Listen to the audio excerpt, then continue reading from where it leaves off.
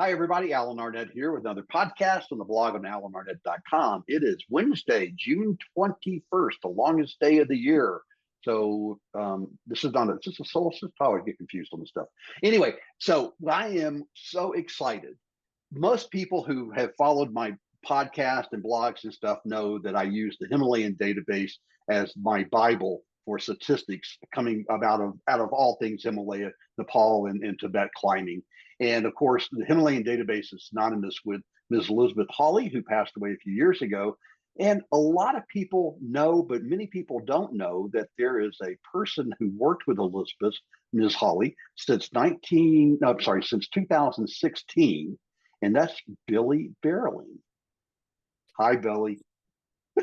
Hi, Alan. Nice to see you. But hey, first of all, I've worked with Liz Hawley since 2004. 2004. She handed over to me.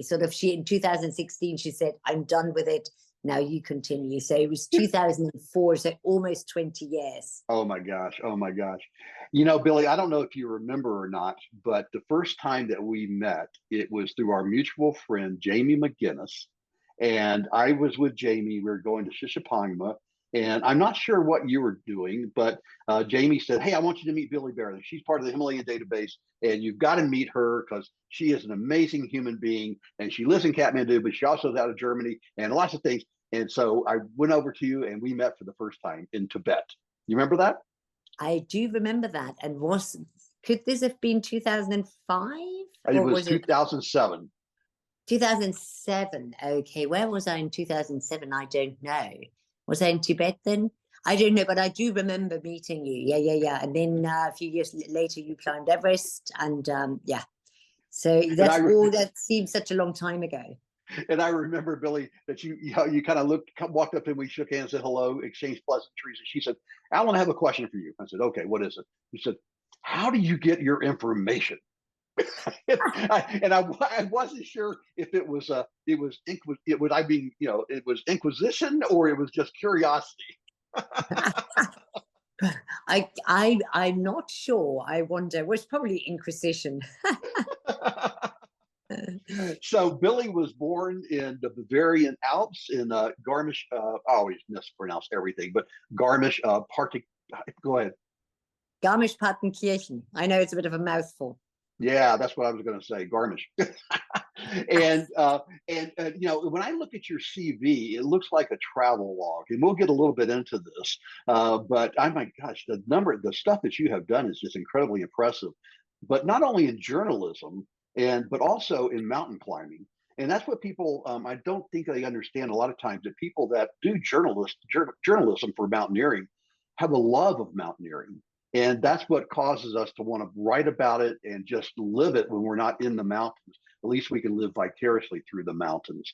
And so you have climbed 6 of the 14 8,000-meter mountains, including Everest, Lhotse, Makalu, Choi Oyu, Manaslu, and Broad Peak.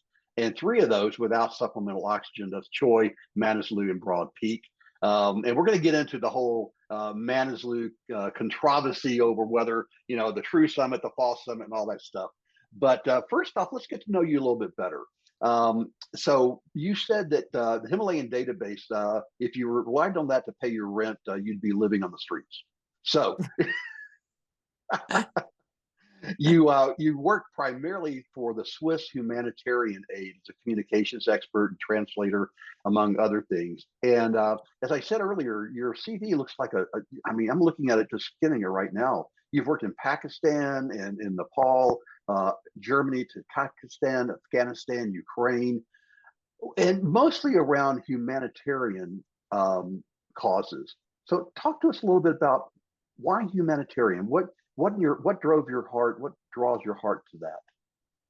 Well, it was interesting. So I moved to Switzerland in 2002 after my then partner and I, Mike Grocott, split up, and Mike was the guy who brought me or took me to the Himalaya. And I moved to Switzerland and I worked here as a journalist for a radio station. And back in the days, this radio station still broadcast on shortwave. This is how old I am. My God, the young listeners wouldn't even know what's shortwave.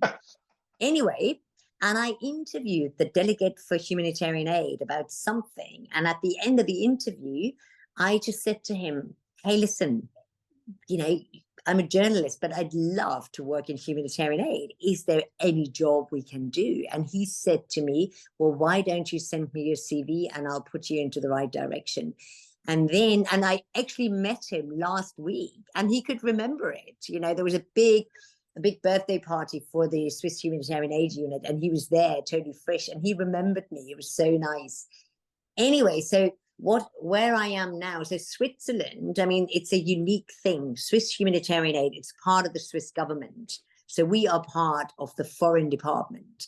Now, they have a so-called Swiss Humanitarian Aid Unit, and I always describe it with there's a bucket full of doctors, a bucket full of nurses, a bucket full of water engineers, a bucket full of whatever, architects, and a tiny bucket with journalists. So if there is a disaster, you know, an earthquake or, you know, military operation or floods or whatever, anywhere in the world, and, you know, the people need to go in a rapid response team, they often send a journalist as well to deal, or communications experts, to deal with the media, you know, and do all the reporting, you know, stuff that goes back to headquarters. But, you know, at the end of the day, I mean, I worked for the Nepal earthquake and I did everything, you know, it's not only, oh, I only do media questions. No, I mean, you know, you're out there, I mean, or I was in Lesbos. I don't know whether it was big news. It was in 2000 in the US. It was in 2020 when this refugee camp went up in fire. And we went there and I went as a communications expert, but I was doing, you know, I was at the water point. I was trying to crowd control and I report to headquarters. So these are wonderful jobs, which some people say, well, but people, you know, but Billy, why, how can you say it's a wonderful job? But I feel very privileged to speak to these people. You know, I mean, I lived in Pakistan for 2 years, you know, in Pakistan, there was the military operations up in SWAT and you have all these internally displaced people. I mean, back then it was 3 million and people, they have nothing. They live in refugee camps or IDP camps, so to speak. And I get to talk to these people, you know, or I get to talk to the people who arrived in Lesbos, you know, from Afghanistan, from Syria. And, you know, you really realize that nobody leaves their homes easily. You know, they all have a reason. And it's, and I think it's very easy to say, oh, you know, they're, you know, the people who just jump on the bandwagon and they just come and they're economic refugees. And of course they exist. But I have to say that, you know, the lion's share of the people, it's so hard for them. But I mean, even though the situation is often, you know, dire or sad, but I don't let it get me down because then I'd be doing the wrong job. You know, I should be there for the people and talk to them and, you know, maybe, I don't know, bring some sunshine into their lives. And I think you made a comment that you find interest in every single human being that you meet. Yeah, I do think, you know, yes, of course, you know, you and I, we meet people, you know, who climb these big mountains or adventurers or people who travel around the world. But I think if you talk, it doesn't matter who you speak to, everybody has a story to tell. And I'm sure you've been there. I mean, you know, sometimes you talk to somebody and think, oh my God, that's a really boring person. And then all of a sudden they tell you these stories and you just think, oh my God, I had no idea. But I think it's so important to still ask questions. And what I find in our society now is that people are so busy with themselves and with their own issues that often they don't ask many questions anymore. And I, you know, of course I talk about myself as well, but I really always want to make sure I ask questions because there's nothing more rewarding or more interesting than finding out, you know, about the, you know, about the person you speak to. So, yeah. Yeah, I just find it fascinating that I'm so fortunate that I was able to live in Europe for 5 years, lived in Amsterdam for 2 years, and lived in Geneva, Switzerland, where you are right now in Switzerland, but in Geneva for 3 years. And I always tell people, if you ever have an opportunity to live outside your zip code, outside your postcode, much less outside your country, jump on it because it will change your life for the better. Because you realize that the world is a melting pot of cultures, and there is no one 100% right way or wrong way. There's certainly variations on these themes, but we could learn something from everybody that we interact with. And Absolutely. and you had an interesting beginning, especially from education. Obviously you went to school in Germany where you were born, but then you ended up in London. And I love the fact that one of your first jobs was teaching German in London, and then you went back to Germany and taught English to Germans. Hmm. So Yeah. so you had this solid background in this multilingual ability. That I guess that led to some of the translation work that you've done. Yeah. But Alan, and that is not on my CV, but you know where I learned how to speak English? I mean, of course, I had English at school, but I couldn't Right. string a sentence together. I learned how to speak English in Westport, Connecticut. Oh my gosh. Yes.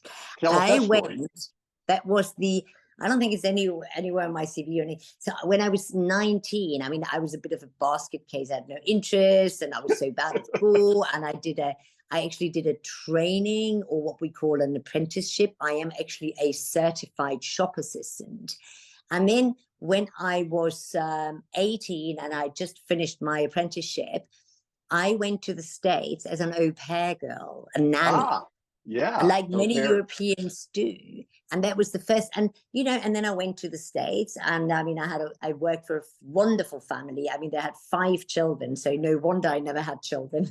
But no, they were great. Like, it was lovely. And this is where I learned how to speak English. And I stayed there for a year. It was in 1987, so I was just 20 then.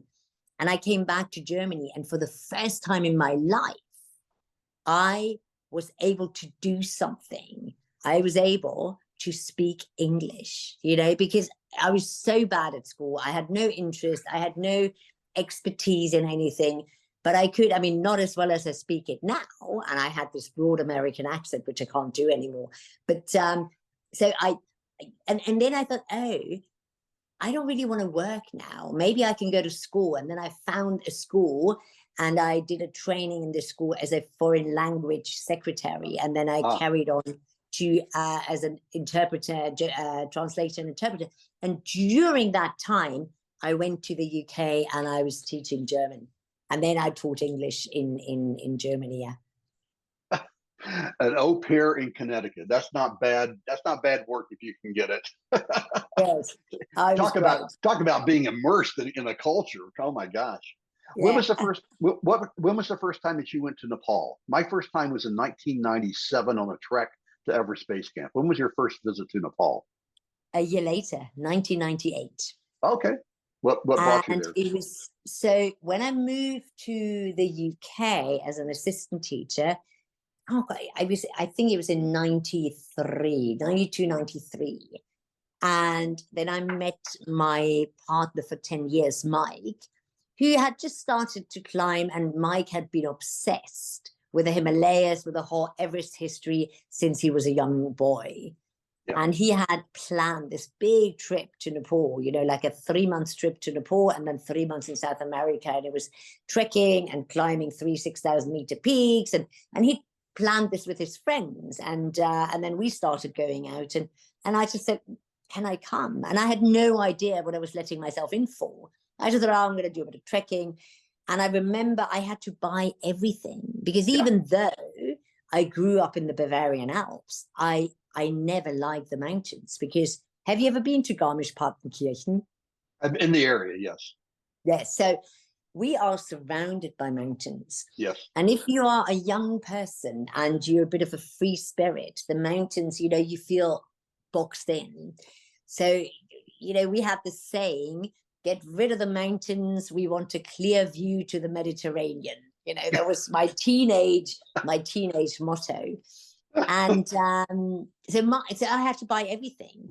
And then I remember I had to buy a pair of plastic boots, because in 1998, when you wanted to climb a 6,000 meter peak, you didn't have these fancy Scarpas. Well, there were Scarpa Vigas, actually. There were Scarpas, but they were plastic boots. Yeah, double And I classic. remember, Yeah. yeah, and they were 500 Deutschmarks, which is so much money for me. And I just said, what am I doing? I'm buying these pair of boots, which are ugly, and I don't even know whether I like, whether I like it or not. And during the process of writing my book, which I published in German earlier this year, I went through my diary, which I wrote then. And I always say, I mean, I don't know about you, but when I first went to Nepal, I always say, 1998, this is when I fell in love with Nepal. Yeah. But then Yeah. I read my diary. Oh my God, Alan, it was so hard. And I was complaining that I had to walk up these mountains and it was such hard work. And I don't think I want to do this. But obviously, after the whole trip, which lasted 3 months, and I climbed my first 6,000, it was Patamo. And then my second one was Mirror Peak, and my third one, Island Peak. So I did all those 3 in that trip. And we crossed the Mingbo La, the Tassi Lapcha. I mean, the Mingbo La is next to the Amphu Lapcha. Nobody crosses it anymore. I mean, it was a wild trip. But it was hard and I was complaining. But, at the end of the day, I think my affinity for the mountains in Nepal outweighed my frustrations. Isn't it interesting though how, because I always tell people this, that mountaineering is a sport, and I've said this a billion times, that mountaineering is a sport that you get into it and you go, no way, never ever again, forget it, or you fall in love with it, and it's this expensive addiction for which there is no cure other than more climbing. And I love how you say that, when you were growing up, you looked at the mountains with disdain, and now you're saying that you felt trapped by it. It's interesting because there's a parallel, because I grew up in Western Tennessee where there was nothing but trees all over the place. And I ended up in Texas where there is no trees. There are no trees. and so then I came here to Colorado, and I kind of live on the Front Range where there's not a lot of trees until you go into the mountains. When I go back to Memphis, I feel claustrophobic because all the trees are all surrounding me. So I kind of have that also. I want to go see the Mediterranean, except not from Memphis. Anyway, this parallel is not working. So you're in Nepal in 98. You and Mike are having the adventure of your lifetime. You're in the Himalayas. You're seeing the majesty and the scale of it. When did you first meet? We'll talk about your book in just a second. When did you first meet Ms. Holly? Was that no? Let's go to your book first. I want to go back to. I want to spend some good quality time talking about both of these. So your book. The translation of it is in German right now. It's available, and hopefully it'll get translated to English soon. I don't know if you know anybody that could translate from German to English. You know anybody? Well, myself, I've translated 3 books, and I would do it myself, and I do it for free. And I've tried the Mountaineers, I've tried Vertebrate, and I have so many people English speaking who say, Billy, I'd love to read your book, and I just thought, well, I'm going to start translating it whenever I have time, but I haven't had time yet. So I need to, yeah. But anyway, sorry, I interrupted you. No, it's fine. One of the books that you translated was for the late Uli Steck. That had to be an interesting project, and both working with Uli as well as translating his book. But the title of your book is, and I absolutely love this title, because anybody who's ever been to Kathmandu will instantly identify with the title of your book, which is, I have a bike in Kathmandu. So I guess the background is that anybody that knows you when you're in Kathmandu, you're either running or you're on your bike. Very true. Or chasing mountaineers, or chasing or climbing a mountain. But it's so funny because you're right. I mean, Liz Hawley, who we'll talk about later, she was world famous for her beetle. And of course, baby blue beetle. The baby blue beetle. And I'm not as famous, and I wouldn't, I can't fill her shoes. But of course, people know me on my bicycle. And I don't know whether you know Greg Vernovage from IMG.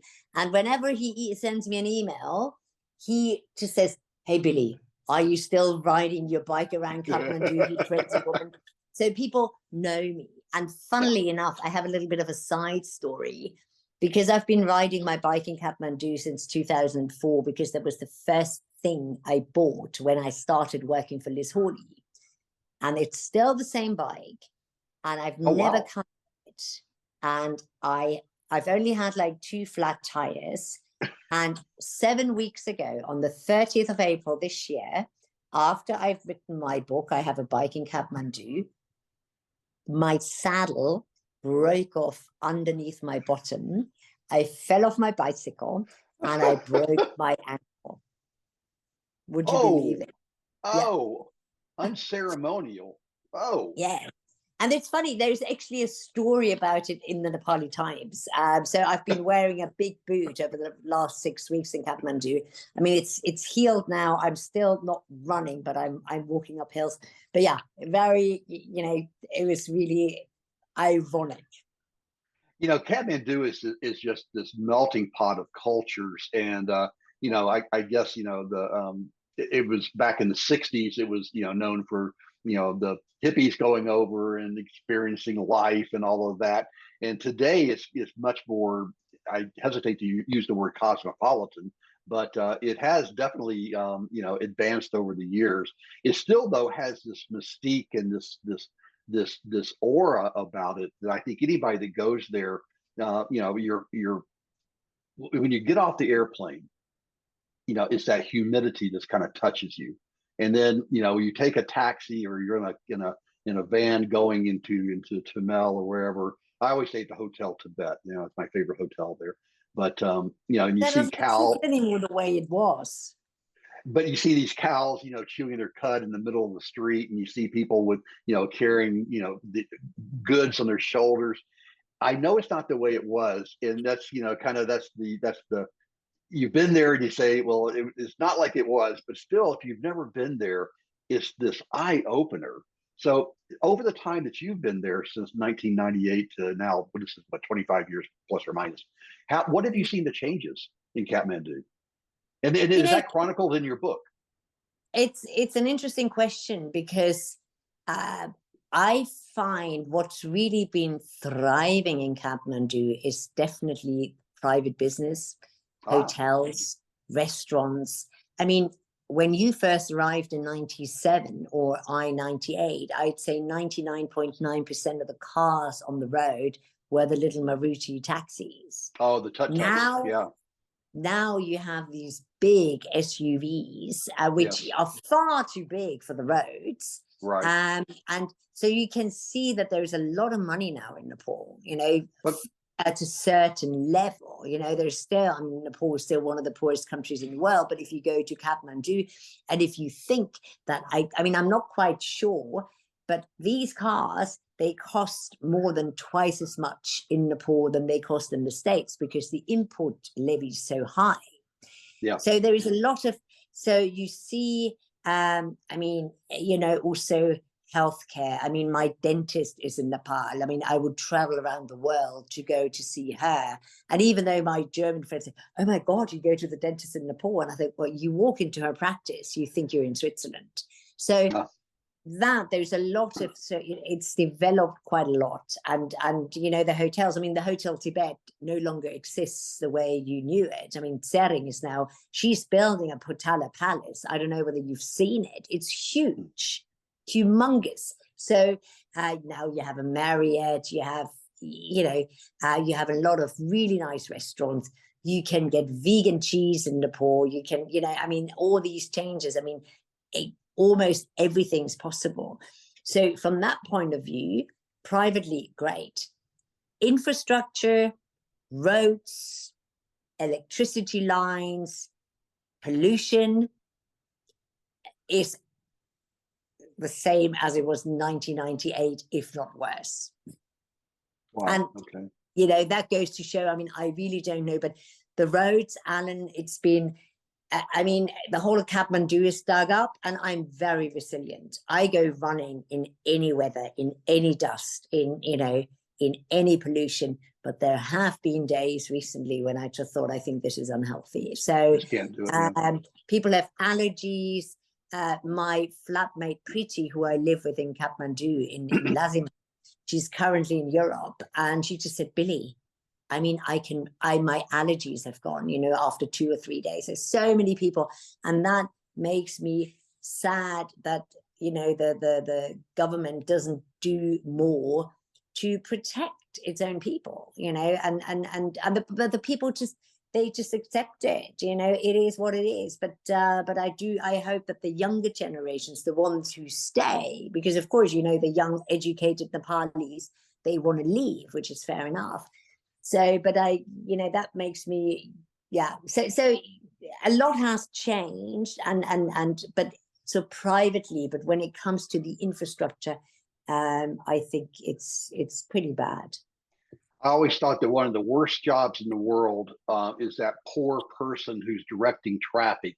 You see them at a crossroads, and all four lanes coming in is just backed up, with scooters and cars. I mean, for as far as the eye can see, nothing is moving. And this poor guy is standing there, and he's pointing, and he's whistling, and he's like the human traffic light, and nobody's paying any attention to him.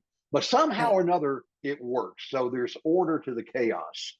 Yeah, but it's funny you should say that, because only the other day I was, I was late again, and there was the guy on the crossroads, going into Tunnel, right. And I did what most people do, and I just ignored him, and I just went, and he was screaming and whistling, and I was, but then on my way home, I felt so bad, because I just thought, well, this guy is trying to regulate the traffic.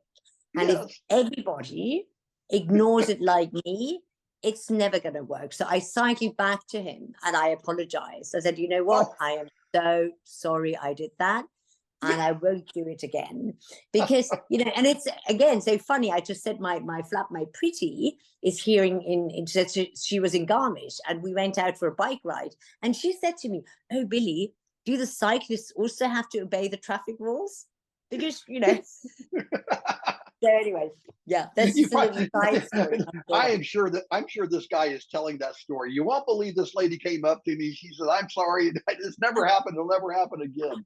So yeah, your I felt book, so bad. I just thought, yeah. Anyway, I have too many side stories. We'll never get down to the nitty-gritty here. So yeah, I have a bike in Kathmandu. Why did you want to write that book, Billy? I didn't want to write it. I was approached by Tyrolia, which is one of the biggest Austrian publishers. So they do Messner's book, Haberle's books. They do, a lot of outdoor mountaineering books. And they approached me and they said, Billy, we were, a meeting, we're talking about you the other day, and we, wanted to approach you and ask you whether you want to write a book. And my answer was, no, thank you very much. I don't think I've experienced enough in my life. I think I have to live for a little bit longer.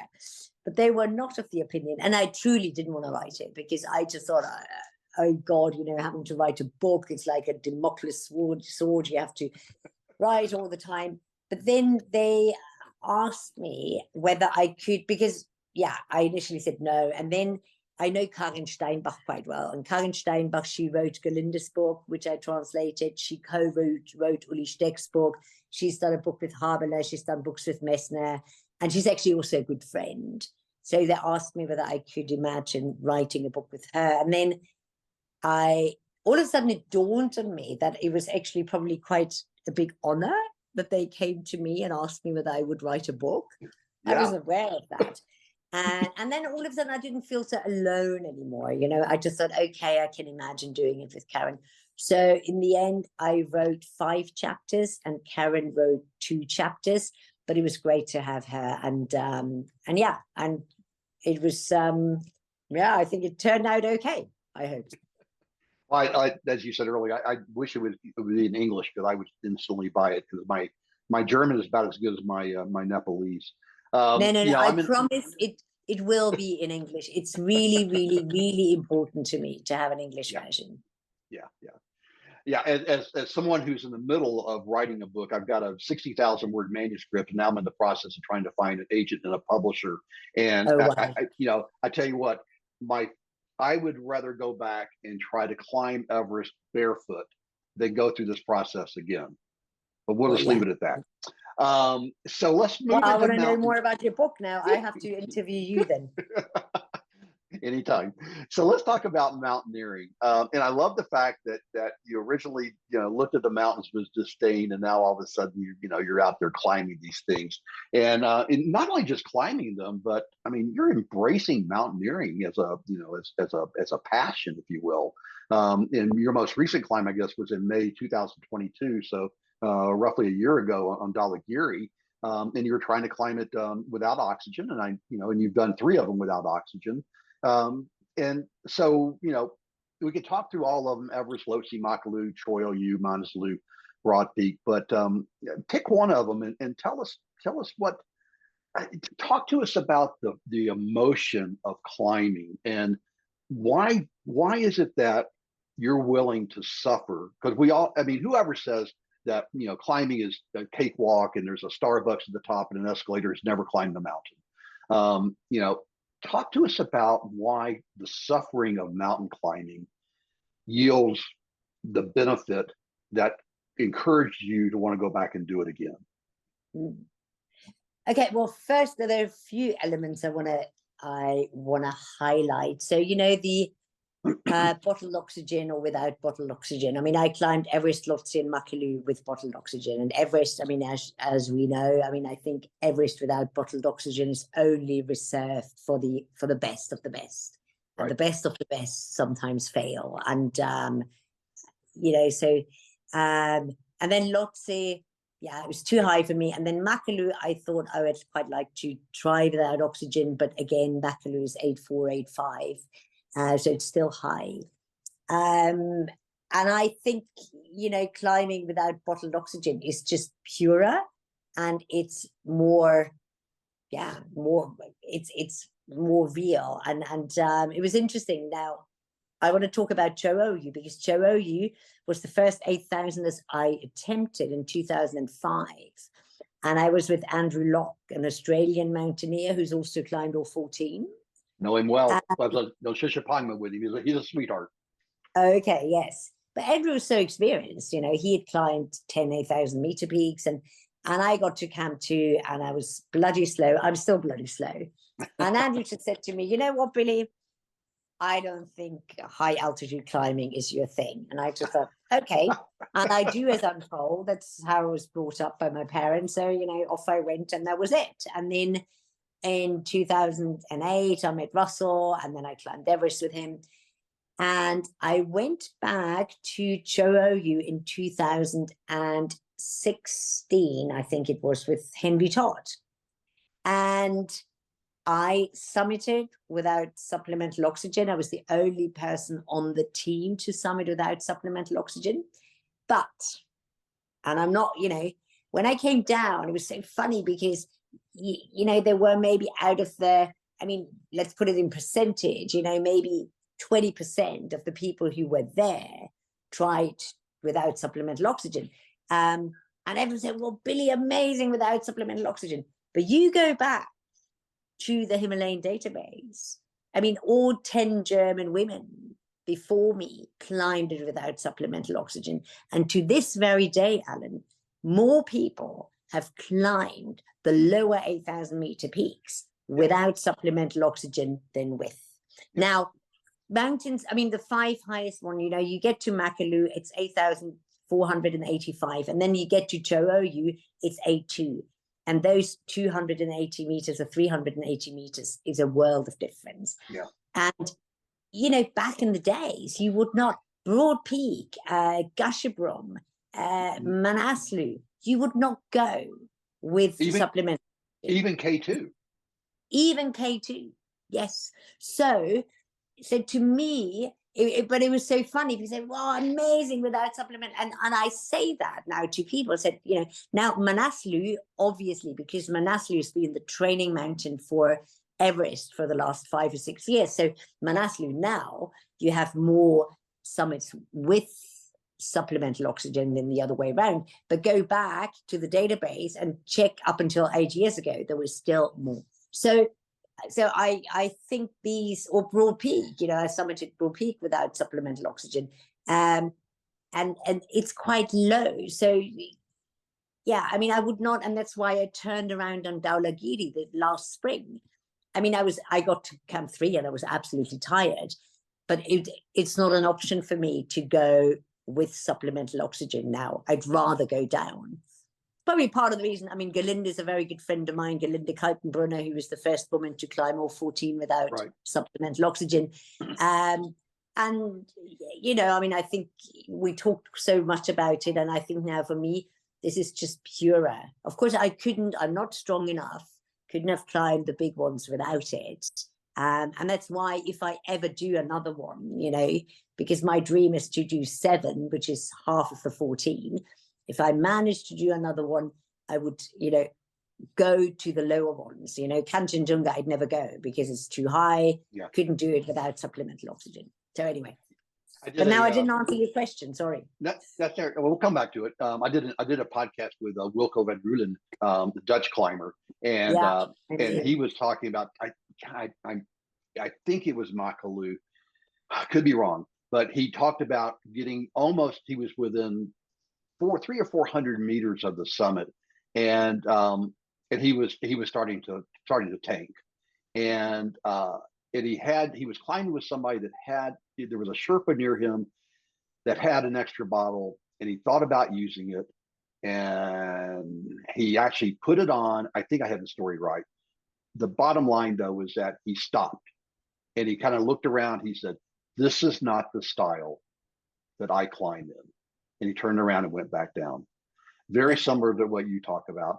And you know, climbing with and without oxygen is probably one of the great, you know, controversies in mountaineering. Next to, you know, did you stand on top of the true summit or not?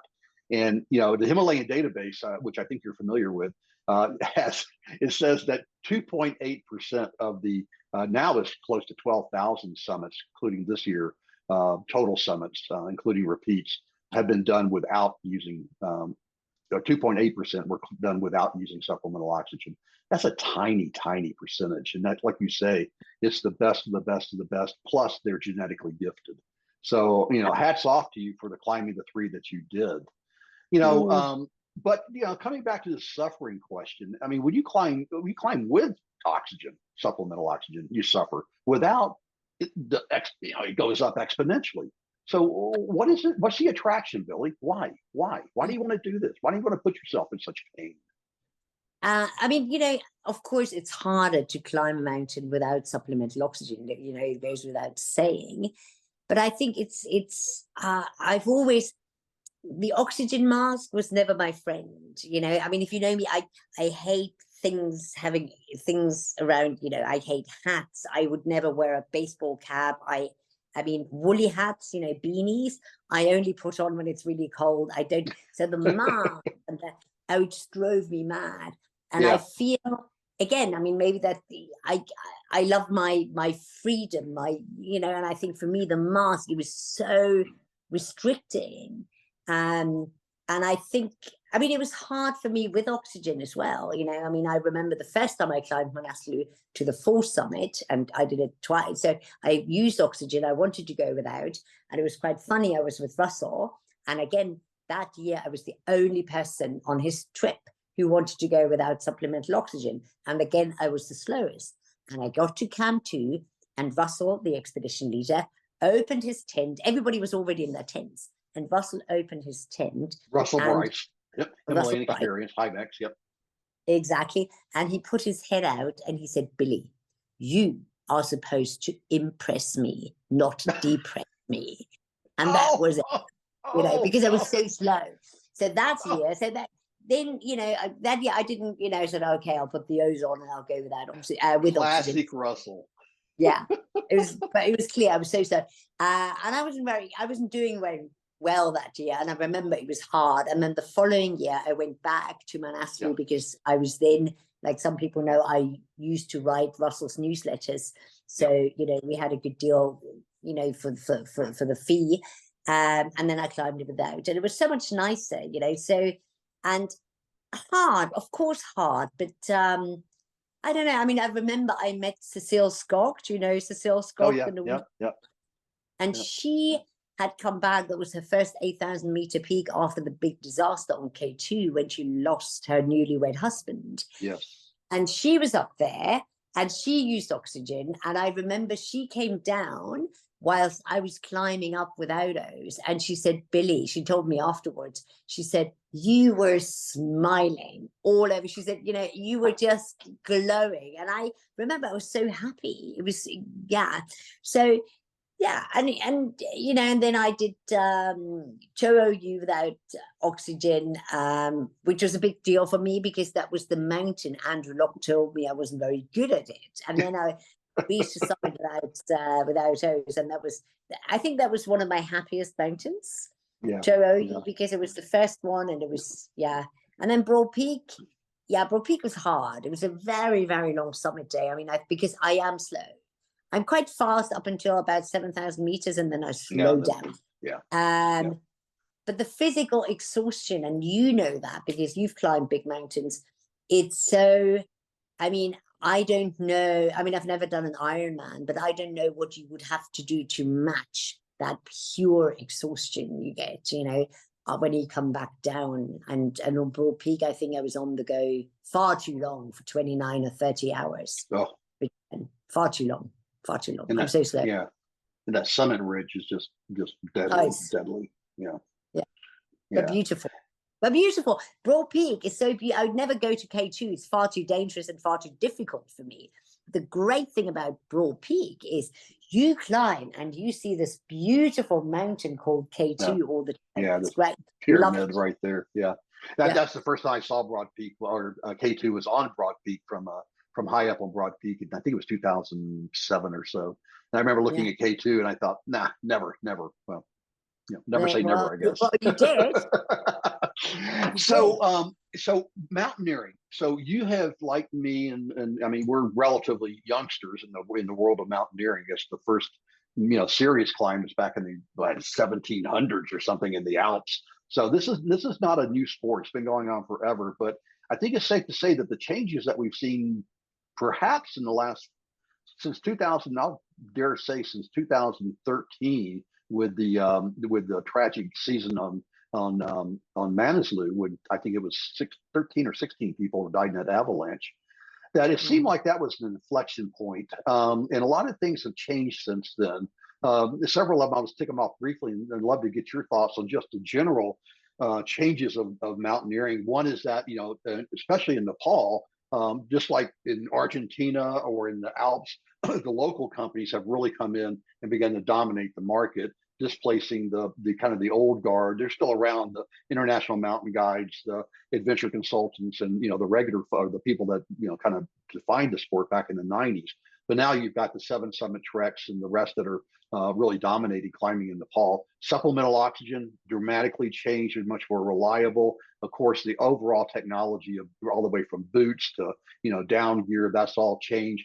Climbing on known routes, known camps, everything is a formula now. Do you think that the changes in the commercialization, I mean, this year we said, record permits on Everest, what, 487 or 478 permits for Everest alone, over 1,000 across the Nepal mountains. Do you think the commercialization is good? It's not a yes or no. It's shades of gray, right? Commercialization is going to happen no matter what. But what are your thoughts on commercialization of mountaineering in general? I mean, you watched this from the statistical side of it, but also as a climber. I mean, I think, commercialization has been around for a long time. And I always use, and I don't know whether Guy Cotter agrees. I did a presentation in Kathmandu the other day about my book. But I think he did agree, because I always say, to me, 1996 was the year. Oh, there's my friend's dog, sorry. Was the year when commercialization really kicked off, because it was the year when Into Thin Air was written. And I think it was the first time a book was published where people read, oh my God, this Sandy Hill-Pittman had no idea, and she was on Everest. And, and Sandy Hill-Pittman apparently was far better than, I mean, I've never met her, but apparently she got a really bad deal in the book, and she was not as incompetent. And I remember reading the book, and I think it was a big deal that she had a cappuccino or an espresso maker. I mean, people take this up to high camp now. They take it up to the South Col. Let me Yeah, just real quickly on that. This was her seventh of the seven summits. So she had done Denali and Aconcagua and other ones that most guys require today before most reputable guys require before you go to Everest. That cappuccino maker, that was actually a little pot, a little exactly. metal Espresso. pot. Yeah, It was not, that- it was not this Malay thing that you yeah, plug into the wall. exactly. I think she's just got a very bad. But I think that book, and so many people read it, was Yes. the first time people said, "Oh my God!" And to give you the numbers, I always use them in my presentation. So between 53 and 96, 673 people summited, and in 2022. I think it was 2022, 673 people summited in more than 2 weeks. So I love these numbers because it's really it's 674 in 43 years. So you see what happened. So commercialization, I mean, has been around for a long time, but I think it's been, I mean, but it's a natural development. And I think what we see now, and I think the year 2023 really, gave it a little bit of a, what's the right word, a new dimension of who is going to the mountain, and people are less and less experienced. But I think we see exactly the same in Europe. I mean, I can't talk about the States, but you go to Mont Blanc, you go to the Matterhorn. I mean, Alan, only 170 years ago, we thought the Matterhorn was unclimbable. Unclimbable. It's not that long ago. And now, if you put your head to it, very little experience, you can get up there. So why should Nepal do it differently? Why? And you mentioned the local companies, very rightly so. I mean, I would say, I would go as far as, I think 85% of the expedition business is now in local hands. Absolutely. And and very rightly so. I mean, what I do think is, they, be the Westerners or the Nepali companies or Nepali, they need to work together. We all know that people like you and I, and 98% of the people who climbed Everest, wouldn't have done it without the Sherpas or any 8,000 meters. I mean, I wouldn't put that out of base camp of any of my 8,000ers. But so we know we wouldn't be where we are without the Sherpas, but the Sherpas wouldn't be where they are now without us. So, and I think that's quite important. But I hear there's a lot of criticism going on at the moment, whether it's, obviously mostly on Everest, because Everest is always in the spotlight, it's the highest. But, I think, why do we criticize? Why? I mean, of course, there are parties at Everest Base Camp. Okay, I mean, when I climbed Everest in 2009, they had parties. People get upset. We've had, I mean, I live on the bottom of Germany's highest mountain. Après-ski, I don't know whether you know the concept of après-ski in the States. It is, you go skiing in the winter. I mean, first of all, our mountains are full of skiing lifts, which is not very nice. And then we party. And we've been doing that for 20 years. And who is to say that my mountain, my highest mountain in my country, that is not as mythical as the Himalayas? So, it's and I always, sometimes I want to put it into perspective. And it's not to say that I think it's a good thing what's happening, but I think it just fits into our time. So I think one of the nuances, though, in this discussion is that I 1,000% agree with you that every country has a right to monetize their natural resources. Argentina has done it with Aconcagua. The United States has done it with the national park system, putting out concessions on Denali, on Rainier. In Italy, France, Switzerland, Germany has monetized all of their mountains, to your points. So Nepal has every right to monetize their mountains as well. And big A-N-D. And these countries, like in the Alps and in the U.S. and also in Argentina, they have rules and regulations and professionally staffed rangers that are monitoring the mountain for safety. They've got some modicum of regulations that is gives some form of a structure. Now, mountaineering is not the Olympics. There's not a set of rules that you must do this, you must do that. It is a free form sport that everybody has a right to do it in whatever style they deem is appropriate for them. What bothers me, Billy, is that this year there were 17 deaths on Everest. By my count, 8 of those deaths were totally avoidable because they were inexperienced climbers and they were either abandoned on the mountain or they ran out of supplemental oxygen or some other avoidable error. And those 8 people that I think were avoidable were all climbing with relatively lower cost local operators. So it just suggests the same thing happened in 2019 when there were 19 climbers across all of Nepal's 8,000 meter mountains who died. It was the same demographic of inexperienced climbers with low cost operators. So I guess everybody has a right to go climb a mountain and die. It's not for you or me to sit here and go, it's, you can't go do that. It's like going in a car. There's a chance that you can get in a car accident and die. However, I think there is a need for some level of oversight to protect people, because mountaineering is one of those sports that you don't know what you don't know until you get there into it. So do you think that there's some level of oversight that needs to be increased in the climbing community in general, or just let it go and let Darwin be proved? Yeah, I mean, I think it's really difficult because, I mean, I totally agree. I mean, I think we would need better regulations. We would need, I mean, on the Matterhorn, you have to be a certified mountain guide to lead. In Nepal, you don't. You can climb Everest. I've seen people, they've climbed Everest one year and the next year they came back as expedition leaders or guides. So you don't, and I totally agree. I think we need regulations. But also, but I think as a client or as an aspirant, so to speak, I think you also have your certain responsibility to check and you think, right, I've never, Absolutely. I mean, maybe I've climbed Kilimanjaro.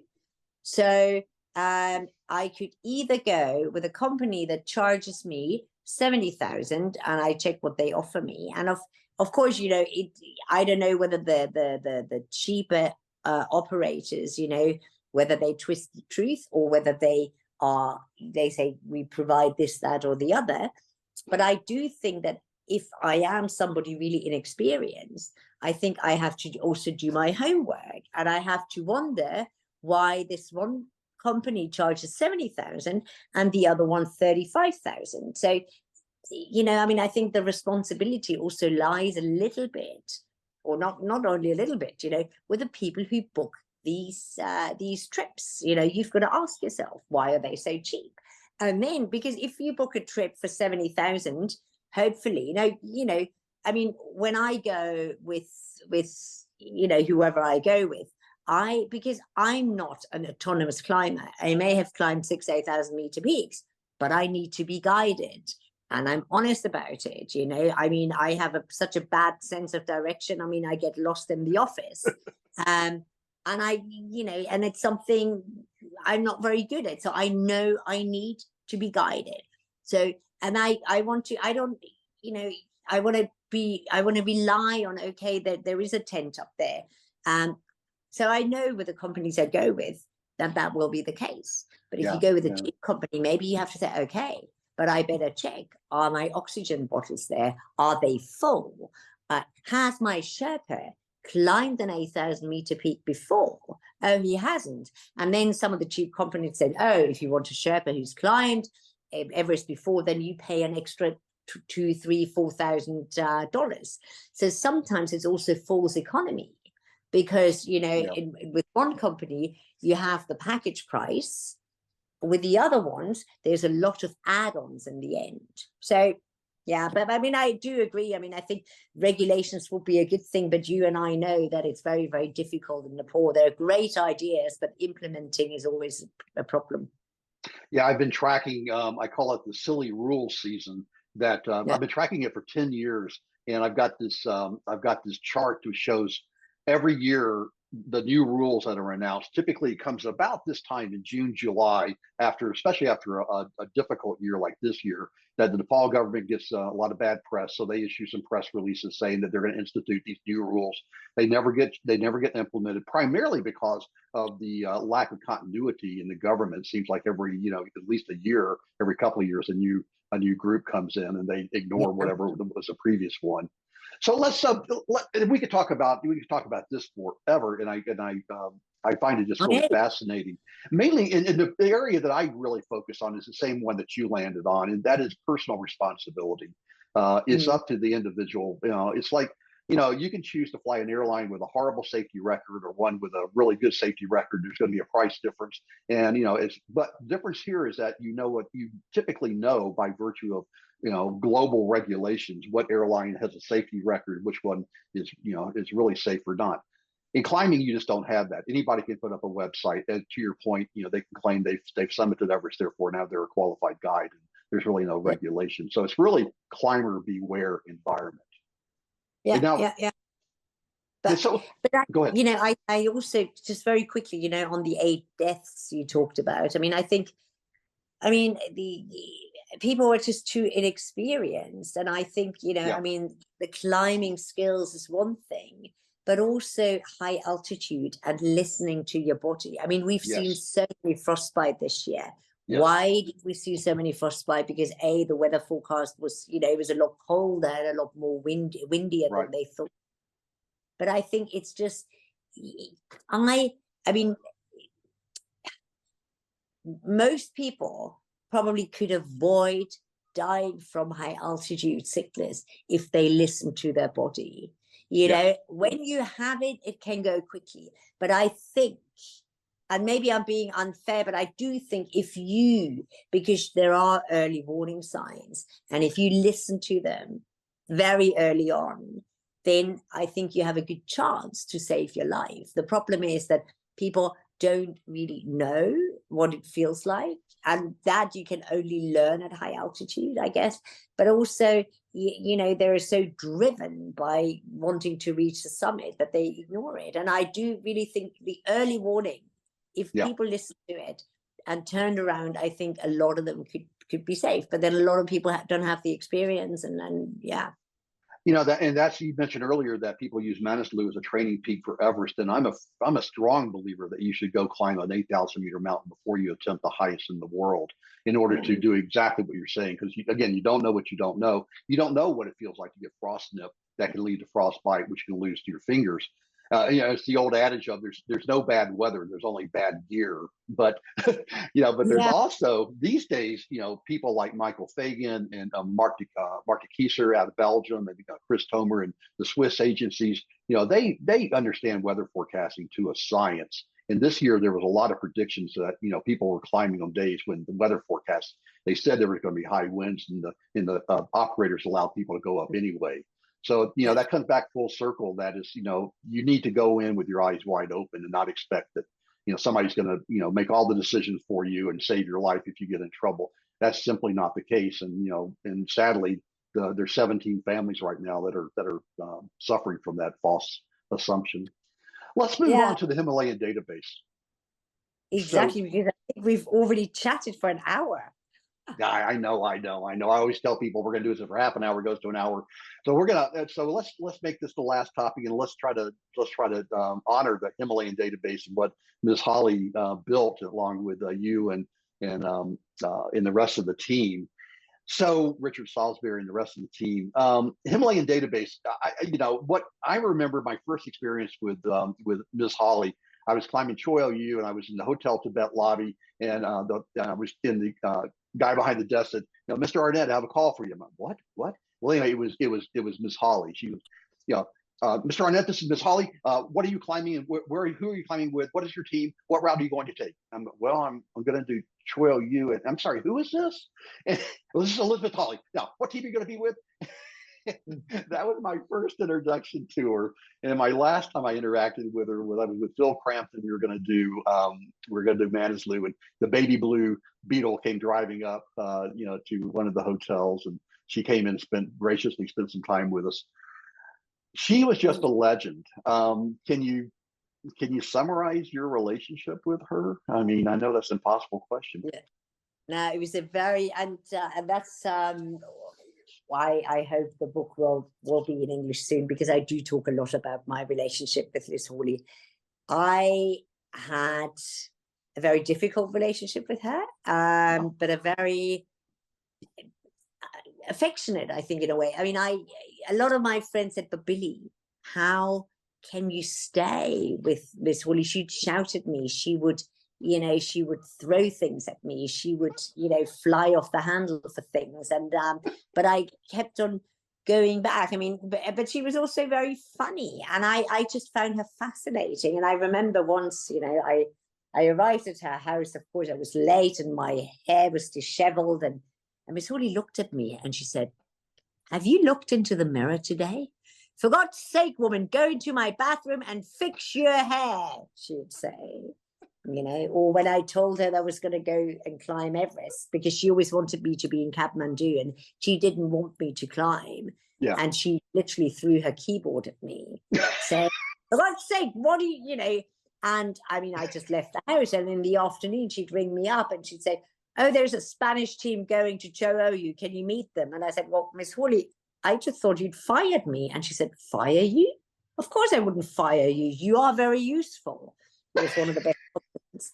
So she was who she was, but I am who I am, and I take things personally. And I always thought she didn't like me, and I was really striving for her to like me. And I would drop everything. I mean, I remember one evening I was having pizza with Uli Steck, and Miss Hawley would ring me, and she said, oh, there is a Romanian team in the Hotel Mala. They're leaving tomorrow. Can you go and see them now?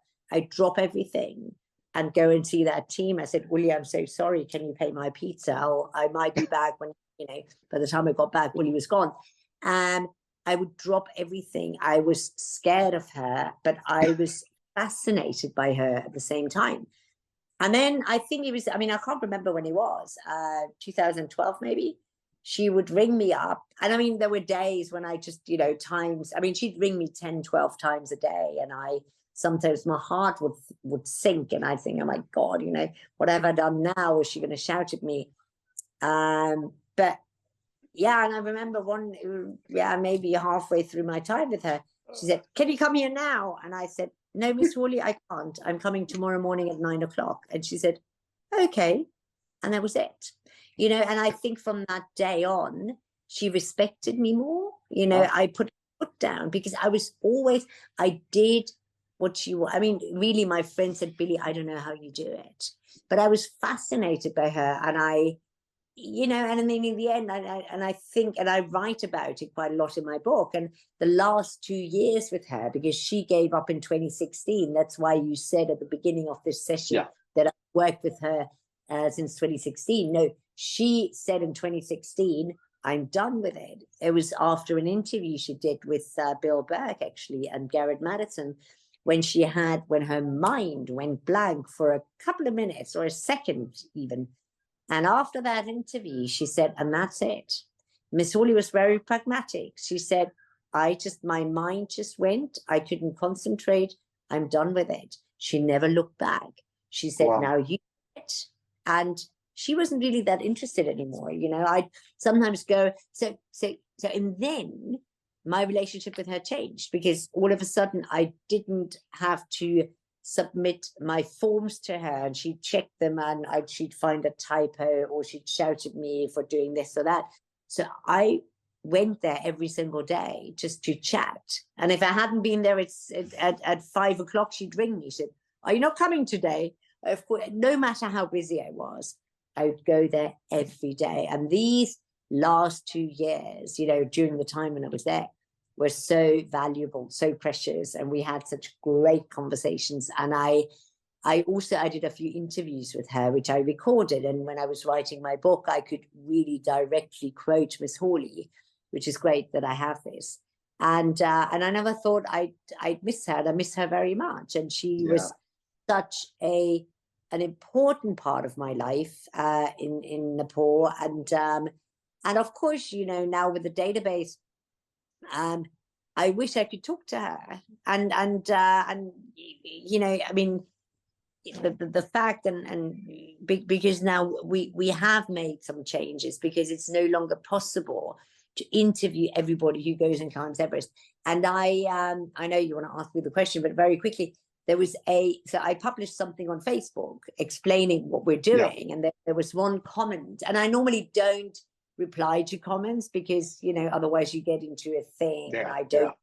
But, you know, that person was saying, oh, you're throwing Miss Hawley's work into the trash can. And I just thought, no, I don't think so. And I really thought I could actually say I knew her so well. And I'm 95% sure that she would have acted what we're doing. And I remember it was in 2015, and I even have that on tape. She said to me, if you want to save time anywhere, then forget about Everest. It's a joke what's happening there. And that is that's Miss Hawley's words, and I can dig out the audio. That's what she said, yeah. And that was it must have been in 2016 or 17. It was after she gave up. Yeah. You talk about her wit and her style and her approach.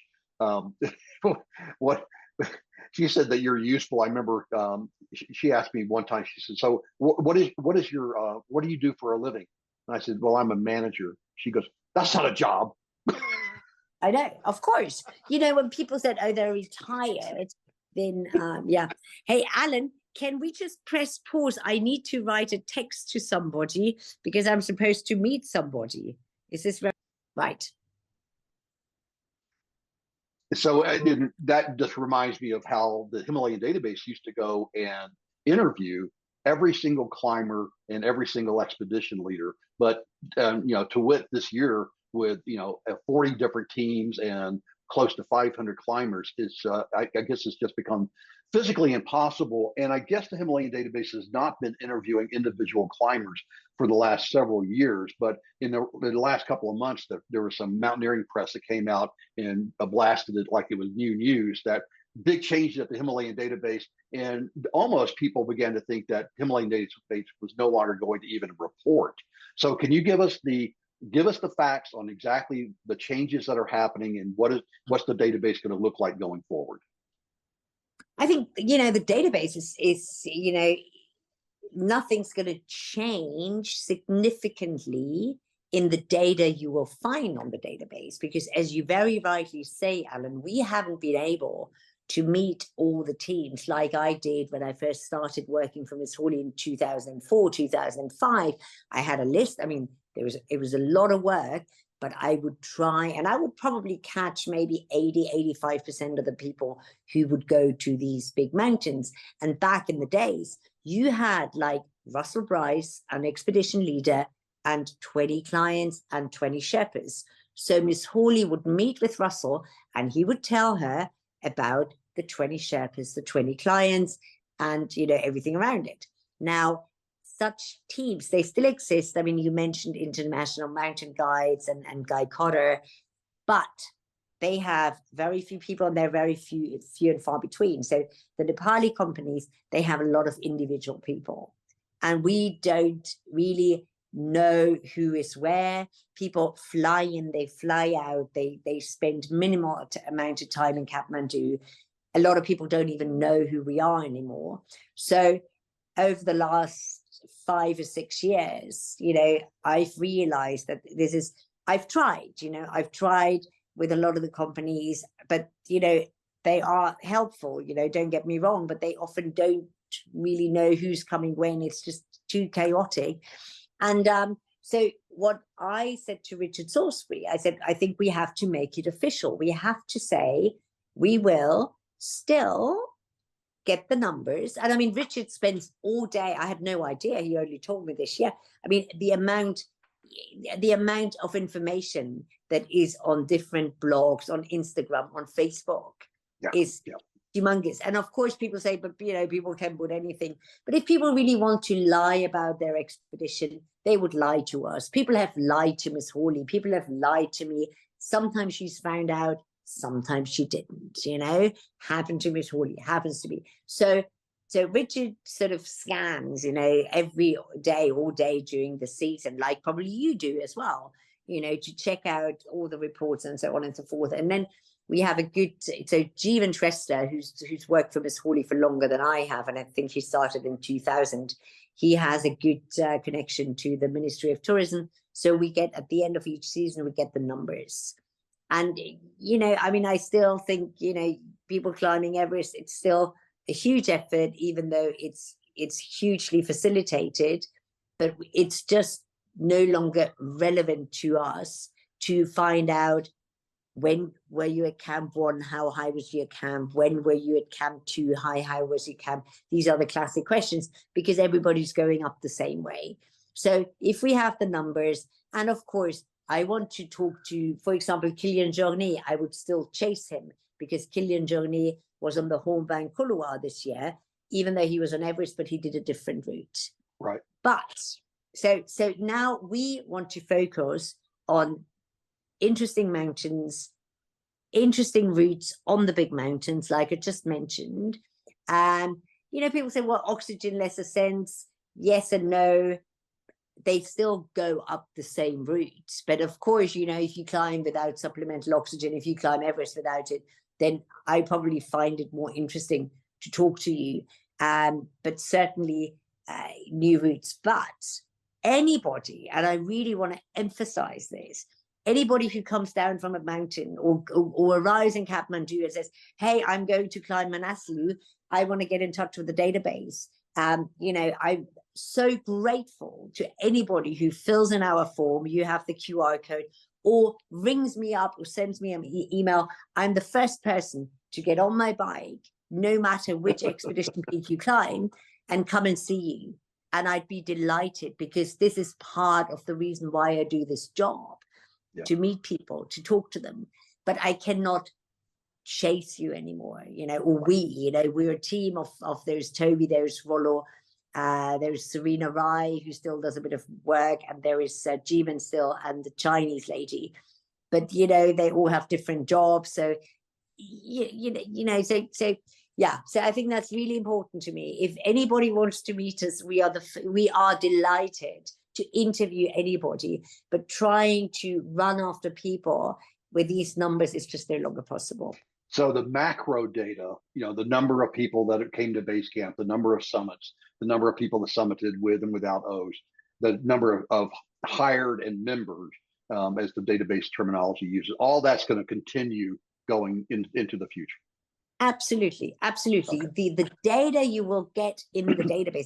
As I say, we probably won't, Robert Smith going up, with a group. If we don't meet them anymore, then we have their numbers and we have their summit times, but we don't have the details of, I always have a little bit of detail on summit day, the conditions, how many people on the mountain. So that will no longer be there unless I talk to you. But the numbers, the analysis, that will not change. And I think, maybe I did not make this clear in my little post, but I think, so it's just the individual interviews or the chasing people that will change. Billy, it has been just an immense pleasure chatting with you for over an hour. I think you now have the record for the longest podcast that I've done. And I'm so sorry. No. I could go on. We didn't even get into stuff like, what's a true summit and how do you know? And is it, do you want to backdate old? There's tons of other stuff, guided versus unguided. There's tons of stuff we could talk about, not to mention your own exploits. We have to do a sequel. Maybe you have to do a sequel. Maybe do a whole series. I'm sure people would love that. No, people would be bored. No, I don't know. You told me before we went and started recording, you were telling me that in Germany that they give you a word, and if you use the word in the middle of a podcast and they stop it right there. But if you can go and not use the word and use the word like flower, then if you don't say flower, and one podcast went on for 6 hours. So I now have a new goal. Yes. Not. Yeah. I mean, it's interesting. I mean, you think, oh my God, a 6-hour podcast, but I do listen to them running, and some of the people are really interesting. And then, of course, you can control it yourself. I could then say, you know what, Alan, flower. Okay. Well, you said your word was going to be Everest. You'd last about 30 seconds. So wonderful hearing about the person behind the book, Riding My Bike in Kathmandu. Hopefully it gets translated into English. And I wish you all the best with the commercialization of the book, but also, in your mountaineering aspirations, I hope you get 7. I'd love that goal. I think it's a fantastic goal, and continue to climb without the O's in a pure style, which I think many people admire, but few people can do. So the ones you've done is, tip of the hat to you. All the work that you've done with the Himalayan database, and continuing to honor Miss Holly with not only your deeds but your words, and just remembering her. And she was an interesting character, very complex, and I love the way that you bring out all those nuances in her character and her personality. But more importantly is just getting to know you better. I think anybody who's been in mountaineering that's scratched below the surface a little bit knows your name, but very few people know who you are. So I hopefully this introduced the person behind the name and behind the book and behind the database. So thank you so much. I know you've got an appointment to get to, so appreciate your time. Yeah, but thank you so much for having me on the podcast and for giving me the chance, because I know you have a huge listener or viewership. And also thanks to you, Alan. I mean, I check your website every day, and then my mind boggles by, how does he know? So yeah, no, it's really helpful. And so you do a great job. And every once in a while, you can correct me. I sometimes, if I see something that others quite right. Yep. So I hope you don't mind. I haven't done it very often. I think you do your research well. So thanks also to your job.